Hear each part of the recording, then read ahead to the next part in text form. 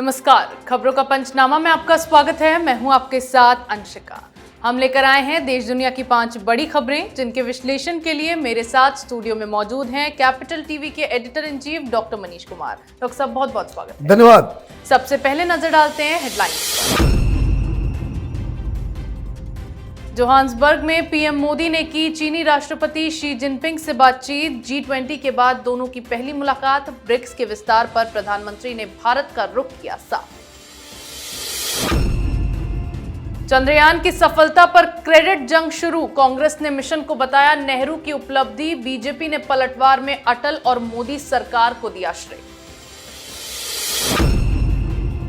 दिल्ली में सेवा कानून लागू होने के बाद विजिलेंस विभाग का बड़ा एक्शन। दिल्ली सीएम के पीए के बंगले पर गिरी गाज। पीडब्ल्यूडी को बंगले के आवंटन को रद्द करने के दिए आदेश। मुंबई मीटिंग से पहले प्रधानमंत्री की दावेदारी को लेकर विपक्षी दलों में मची होड़। ट्विटर पर ट्रेंड किया प्रधानमंत्री ममता। मिशन चंद्रयान की सक्सेस का credit film maker Rakesh Roshan को देकर ट्रोल हुई बंगाल सीएम। कल होगा आरजेडी सुप्रीमो लालू यादव का फैसला। चारा घोटाला मामले में सीबीआई की याचिका पर सुप्रीम कोर्ट में सुनवाई। एजेंसी ने की है लालू की जमानत रद्द करने की मांग।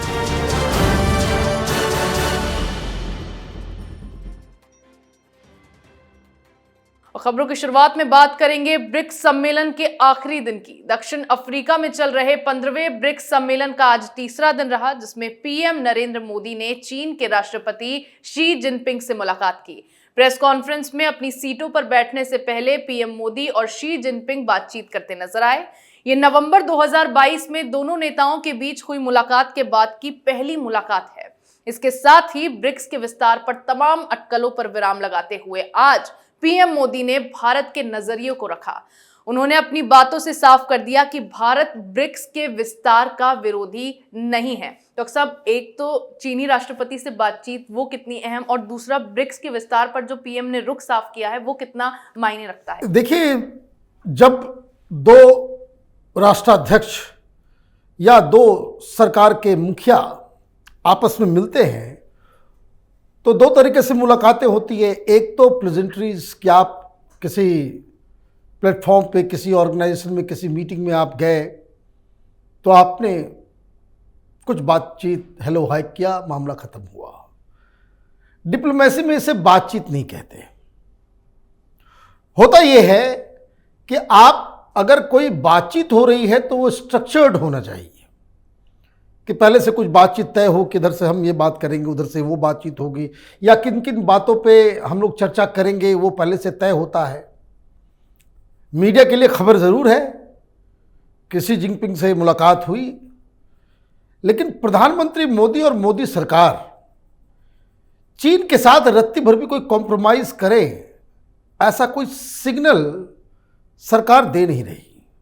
और ऊपर से जिस तरह से हिंदुस्तान की मीडिया, भारतीय जनता पार्टी के लीडर्स और विदेश मंत्री बार बार चीन के खिलाफ और चीन को आड़े हाथ ले रहे हैं और लगातार इस बात को कह रहे हैं कि जब तक बॉर्डर पे टेंशन है दोनों के रिश्ते बेहतर नहीं हो सकते, तो ये मान के चलना चाहिए। दूसरी चीज़, ब्रिक्स के विस्तार के ऊपर भारत पहले से भी एग्री करता है, लेकिन ये फ्यूचर की बात है। कितना ब्रिक्स जो है वो, जो बातें बड़ी बड़ी तो हो रही है, लेकिन क्या उससे फ़ायदा होगा ये आगे चल कर के मालूम चलेगा। एक बात और कि इस मीटिंग के दौरान ये जो चंद्रयान की सफलता और जिस हिसाब से प्रधानमंत्री मोदी ने ब्रिक्स की मीटिंग्स में बड़े बड़े जो तमाम लीडर्स हैं उनके बीच इसकी जो बात रखी है, वो भी एक, आप ये समझिए कि हिंदुस्तान के सॉफ्ट पावर को, हिंदुस्तान की साख को, हिंदुस्तान दुनिया में अव्वल है, ये एक अंडरलाइन करने वाला एक घटना घटी है। और जिस हिसाब से प्रधानमंत्री का साउथ अफ्रीका में स्वागत हो रहा है, वो भी बहुत ही अच्छा लग रहा है। जी बिल्कुल, ब्रिक्स के 15वें समिट पर पूरी दुनिया की निगाहें टिकी हुई थी, जिसमें आज फिर पीएम मोदी ने सबको चौंका दिया है। वहीं चंद्रयान 3 अपने मिशन में सफल हो गया है, लेकिन उसकी लैंडिंग से पहले ही श्रेय लेने की होड़ शुरू हो गई थी। पीएम मोदी के नेतृत्व में इस मिशन को सफलतापूर्वक अंजाम दिए जाने के बाद कांग्रेस की ओर से अब इसका नेहरू कनेक्शन जोड़ा जाने लगा है। नेता मिशन को लेकर बधाई संदेश देने के साथ ही इसे अपनी पार्टी के कार्यकाल के कारण संभव हुई उपलब्धि से जोड़कर पेश कर रहे हैं। कांग्रेस ने इस उपलब्धि को पंडित जवाहरलाल नेहरू की विजन का प्रमाण बताया है, जिसे लेकर बीजेपी ने भी पलटवार करते हुए कांग्रेस पर हमला बोल दिया है। डॉक्टर साहब, उपलब्धि तो पूरे देश की है, लेकिन कांग्रेस इस पर राजनीति क्यों कर रही है? भाई, आप कब तक ये नेहरू इंदिरा गांधी के पल्लू में जो है छिपते रहेंगे? सोनिया गांधी का क्या विजन है? ये 10 साल यूपी की सरकार रही, राहुल गांधी का विजन क्या है? आप तो इस तरह के कुतर्क दे रहे हो कि कल वंदे भारत तक ट्रेन निकले तो आप कहो कि देखो ये बेसिकली ये अंग्रेजों की देन है। आपके जमाने में दुरंतो ट्रेन की शुरुआत हुई, ममता बनर्जी जिस वक्त रेल मंत्री हुआ करती थी, तो कोई ये कहता कि भाई देखिए तो अंग्रेजों की वजह से हो रही है। क्यों भाई? तो भाई अंग्रेजों ने शुरू किया था, हिंदुस्तान में तो पहले ट्रेन थी नहीं। तो 1853 में जो ट्रेन की शुरुआत हुई वही तो एक्सटेंड हो रहा है सब कुछ। यही आप कहना चाह रहे हो कि जब भी कोई स्पेस मिशन होगा, कभी कुछ होगा, भाई प्रधानमंत्री नेहरू ने ये सपना देखा था। भाई सपना तो देखा, किया क्या? भाई काम भी तो करना पड़ता है। 2-3 काम मैं बता देता हूं। पहली चीज ये कि अब तक टोटल 1969 में इसरो बना और अब तक 89 मिशंस गए। इस 89 मिशन में 47 मिशन जो है वो नरेंद्र मोदी के कार्यकाल मतलब 8-9 साल में, मतलब आधा से ज्यादा इसरो का मिशन ये पिछले 9 साल में गया है। 60 साल आप लोग क्या कर रहे थे? झाल बजा रहे थे। और उसके बाद आप कहेंगे उनकी परिकल्पना थी, उनका ये था। आपको कुछ नहीं आता जाता है। चंद्रयान-1 जहां पे गिरा, दुर्घटनाग्रस्त हुआ चांद में, वहां आपने नाम रख दिया जवाहर पॉइंट। यही काम करते रहे। क्रेडिट लेने की होड़ में अपने चमचों के साथ बैठ करके सब कुछ गांधी परिवार, सब कुछ नेहरू, सब कुछ इंदिरा, सब कुछ राजीव कर दो। जनता इसी तरह की चीजों से, कांग्रेस पार्टी से घृणा करती है। जी बिल्कुल, चंद्रयान की सफल लैंडिंग के बाद अब इस मिशन पर क्रेडिट जंग शुरू हो गई है। अगली खबर में बात करेंगे अरविंद केजरीवाल को लगे झटके की। आप सरकार का एक और बंगला घोटाला सामने आया है, जिसमें गाज इस बार मुख्यमंत्री के पीए पर गिरी है। दरअसल दिल्ली सेवा कानून लागू किए जाने के बाद अब विजिलेंस डिपार्टमेंट की ओर से पीडब्ल्यूडी को लेटर लिखा गया है, जिसमें केजरीवाल के पीए विभव कुमार को मिले टाइप 6 के बंगले का आवंटन रद्द करने के आदेश दिए गए हैं। मामले में खुलासा हुआ है कि विभव कुमार टाइप 4 के फ्लैट के हकदार हैं, लेकिन नियमों का उल्लंघन करते हुए उन्हें टाइप 6 का बंगला बिना एलजी की मंजूरी के दिया गया है। हालांकि विजिलेंस के इस एक्शन पर आम आदमी पार्टी की ओर से कोई प्रतिक्रिया सामने नहीं आई है। तो सब क्या है ये पूरा मामला और आम आदमी पार्टी चुप क्यों है? देखिए, विभव बहुत पुराने सहयोगी है अरविंद केजरीवाल के। उस जमाने से जब ये पार्टी बनी थी ना, अन्ना का आंदोलन शुरू हुआ था, उस वक्त से विभव जो है साथ में है। ठीक है, अब दिक्कत क्या है? जैसा लीडर होगा तो वैसा ही चेला भी होगा ना। भैया आप रहोगे शीश महल में, हैं?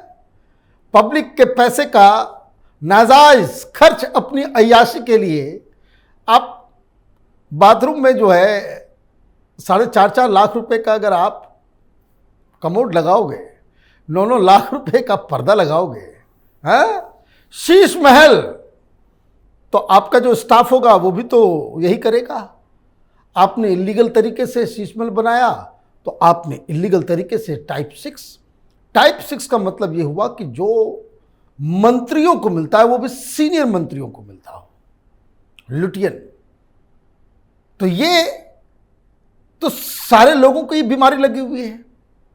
ऑलरेडी केस चल रहा है ये चड्डा के ऊपर, वो उसने भी यही काम किया है। जो नहीं मिलना था वो भी टाइप 6 टाइप 7 जो है वो कब्जा करके बैठ गया। वहां भी इविक्शन नोटिस डाला गया है, इसको भी इविक्शन नोटिस डाला गया है। भाई इसमें तो आप तो रंगे हाथ पकड़े गए। कानून आपको लगता है कि आप क्या बपौती है, सरकार आपकी, तो आप क्या, ये केजरीवाल का अहंकार है, ये केजरीवाल का अहंकार है। और ये इसलिए इनकी ज्यादा स्क्रूटनी होनी चाहिए, क्योंकि ये राजनीति में आए ही थे कि ना बंगला लूंगा, ना गाड़ी लूंगा, ना सिक्योरिटी लूंगा, ना ये नहीं करूंगा, वो नहीं करूंगा, अपने मेरे लिए तो बस 2 कमरे का घर चाहिए। हाँ, गर्म पानी वाले स्विमिंग पूल में नहाने की जिसको आदत पड़ जाती है ना, तो उस व्यक्ति का जो मॉरल्स जो है वो इतना सड़ जाता है कि उनको ये सब समझ में नहीं आता है। तो जैसा लीडर होगा वैसे ही चेला सब भी होगा, सब यही धंधे में लगे हुए हैं। तो ये तो रंगे हाथ पकड़े गए, इमीडिएटली ये बंगला जो है खाली करवाना चाहिए। जी बिल्कुल, आप सरकार के एक और घोटाले के पकड़ में आने से अब दिल्ली सीएम की मुश्किलें बढ़ गई हैं। अगली खबर में बात करेंगे ममता बनर्जी की। मुंबई में 31 अगस्त से 1 सितंबर को विपक्षी दलों की तीसरी बैठक होने वाली है, लेकिन मीटिंग से लगभग 1 सप्ताह पहले ही ममता बनर्जी को पीएम उम्मीदवार बनाए जाने की मुहिम तेज कर दी गई है। इसी सिलसिले में प्रधानमंत्री ममता के हैशटैग के साथ ट्विटर पर एक अभियान चलाया गया है, जिसे इस्तेमाल करते हुए लाखों लोगों ने ट्वीट भी किया है। इसी के साथ ममता बनर्जी को ट्रोल भी किया जा रहा है। एक कार्यक्रम में ममता बनर्जी ने चंद्रयान 3 की सफल लैंडिंग पर इसरो को बधाई देते हुए इसका क्रेडिट एस्ट्रोनॉट राकेश शर्मा के बजाय फिल्म मेकर राकेश रोशन को दे दिया। डॉक्टर साहब, 1 हफ्ते का टाइम मुंबई मीटिंग में बचा है, लेकिन उससे पहले जो मुहिम तेज की गई है, क्यों ऐसा किया गया है? मैं पहले दूसरी खबर से शुरू करता हूं। ये जो क्रिस है अपना, ऋतिक रोशन, उसके फादर को जो है बना दिया इन्होंने आज एस्ट्रोनॉट।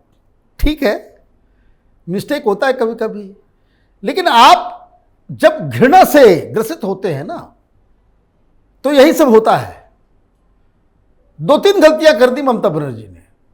पहली गलती ये की कि उन्होंने कह दिया कि भाई राकेश रोशन जो है जब चांद पे गया था, भाई कोई नहीं गया चांद पे, वो अंतरिक्ष में गए थे। अगर आईक्यू लेवल इतना खराब है ममता बनर्जी का, उनको समझ में नहीं आया कि भाई क्या हो रहा है, नहीं हो रहा है।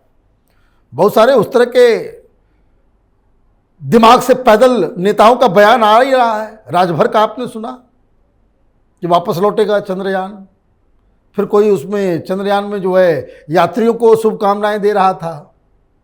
वो पता नहीं कैसे कैसे लोग हैं राजनीति के अंदर में। तो ये हंसना ममता बनर्जी या राजभर या उस तरह के नेताओं पे हंसना गलत है। शर्म आनी चाहिए देश की जनता को कि ऐसे ऐसे वाहियात किस्म के लोगों को आपने सिर पे बिठाया है। एक और सिर पे बैठे हुए बिहार में मुख्यमंत्री, उनसे कार्यकर्ताओं प्रेस वालों ने पूछा कि चंद्रयान लैंड कर रहा है आज, तो अगल बगल झांक रहे तो अशोक चौधरी से ने बताया कि भाई कि सर वो चंद्रयान जो है वो वहां पे जा रहा है। खबर ही नहीं है, उठ के उधर से मुंह, समझ ही में नहीं आया भाई क्या हो रहा है। पूरी दुनिया कल चंद्रयान कर रही है, ये बिहार के होनहार मुख्यमंत्री, इनको इल्म ही नहीं है भाई क्या हो रहा है दुनिया में। ठीक वैसे ही पुल टूट गया कि सर भागलपुर में पुल टूट गया, हाँ कहां क्या कब हुआ। तो इस तरह के लोगों को आपने, और देखिए इस तरह के लोगों के मन में क्या अभिलाषाएं हैं अंदर, ममता बनर्जी ने लॉन्च कर दिया है। ममता बनर्जी प्रधानमंत्री जो है, ममता बनर्जी बनेगी। जनता ट्वीट नहीं कर रही, यह ट्वीट हो रहा है FAM for TMC, है ना। ये एक ऑर्गेनाइजेशन है, TMC के सोशल मीडिया वॉरियर्स हैं ये लोग। ममता बनर्जी 1 सप्ताह पहले इन लोगों की मीटिंग करवाई थी, फरहाद हकीम वहां था, कुणाल घोष वहां थे, सारे लोग। और ये कहा कि भाई मुंबई मीटिंग से पहले शुरू कर देना है डफली बजाना, पीएम बनेगी ममता बनर्जी, पीएम बनेगी ममता बनर्जी। तो कांग्रेस पार्टी को बताना चाहिए भाई, ममता बनर्जी को INDIA का चेहरा मान लिया जाए, उसी के हिसाब से फिर तैयारी की जाए देश की जनता को, या फिर ममता बनर्जी ने राहुल गांधी की लीडरशिप को नकार दिया है। ये क्या बताया जाए, ये विपक्ष की हालत वैसी ही है, तालाब में मछली है नहीं और आपस में गुत्थम गुत्थी कर रहे हैं कि मैं सिर खाऊंगा तो कोई कह रहा मैं पूंछ खाऊंगा, मैं कोई कह रहा कि मैं पेटी खाऊंगा। बड़ी अफसोस की बात है। जी बिल्कुल, टीएमसी के इस अभियान से गठबंधन इंडिया में खलबली मची हुई है। आज की आखिरी खबर में बात करेंगे लालू यादव की। चारा घोटाला मामले में जमानत पर बाहर चल रहे लालू यादव की बेल के खिलाफ सीबीआई की याचिका पर कल यानी 25 अगस्त को सुनवाई होनी है। सीबीआई ने सुप्रीम कोर्ट से मांग की है कि राजद सुप्रीमो लालू प्रसाद यादव की जमानत रद्द कर दी जाए। एजेंसी का कहना है कि लालू यादव को अपने किए की पूरी सजा काटनी चाहिए। वहीं चारा घोटाले में दोषी लालू यादव ने खराब स्वास्थ्य और बढ़ती उम्र को आधार बनाते हुए अपने जवाबी हलफनामे में कहा है कि उन्हें हिरासत में रखने से सीबीआई का कोई उद्देश्य पूरा नहीं होगा। डॉक्टर साहब, कल सुनवाई होगी, क्या लालू यादव की मुश्किलें बढ़ सकती हैं? कितनी शर्म की बात है कि ये हम लोग डिस्कस भी कर रहे हैं। देश को लूटने वाले ये लोग किस तरह से पूरे सिस्टम को बंधक बना करके ये बाहर ऐश मौज कर रहा है, तय कर रहा है लालू यादव कौन होगा प्रधानमंत्री। एक डीएसपी छाता लेकर के चल रहा है, सस्पेंड भी क्यों नहीं किया गया भाई?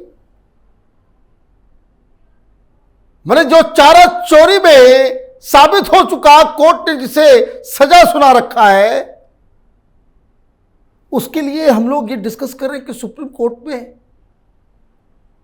तो एक बात तो साफ हो गई कि हिंदुस्तान की जुडिशरी और ये जो कानून व्यवस्था है ये कितना लुंज-पुंज है। अगर आपके पास पैसा है, रसूख है, नेता है, आप अधिकारी हैं, ये सिस्टम आपको टच भी नहीं कर सकता।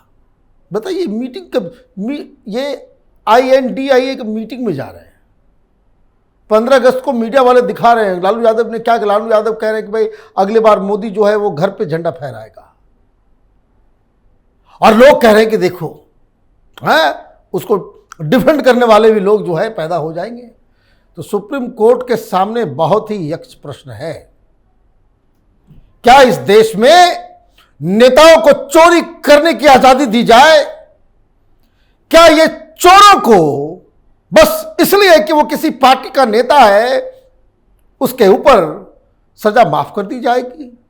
भाई स्वास्थ्य खराब है तो भाई हर जेल के अंदर मेडिकल कैंप्स लगाइए। लालू यादव से खराब स्थिति में कई सारे मरीज होंगे, वो तो जेल से बाहर नहीं निकलते। और यह भी व्हाइट पेपर निकलना चाहिए कि वैसे वैसे कैदियों को भी आप छोड़ दो जो ये दलील दे रहे हैं कि इनको जेल में रखने से सीबीआई को कुछ नहीं फायदा होने वाला, तो इस तरह के तमाम लोगों को बाहर कर दो। जेल रखने की आवश्यकता ही क्यों है? सारे चोरों चक्कों को बाहर कर दिया जाए। ये सुप्रीम कोर्ट को की परीक्षा है कल। ये बड़ी लंबी चौड़ी बातें जो है डेमोक्रेसी, फ्रीडम ऑफ स्पीच और ये सब में तो चौका छक्का मारते रहते हैं जज साहब लोग। कल जनता सुप्रीम कोर्ट की परीक्षा लेगी। जी बिल्कुल, लालू के मामले में कल सुप्रीम कोर्ट में सुनवाई है। ऐसे में सीबीआई की मांग पर अदालत क्या फैसला लेती है, अब उसका इंतजार है। देश दुनिया की तमाम बड़ी खबरों पर हमारे साथ आपके विश्लेषण के लिए बहुत बहुत धन्यवाद। धन्यवाद। खबरों का पंचनामा में मेरे साथ आज इतना ही। अगर आपको हमारा ये वीडियो पसंद आया हो तो इसे लाइक करें, शेयर करें, कमेंट करें, साथ ही हमारे चैनल को सब्सक्राइब करना ना भूलें।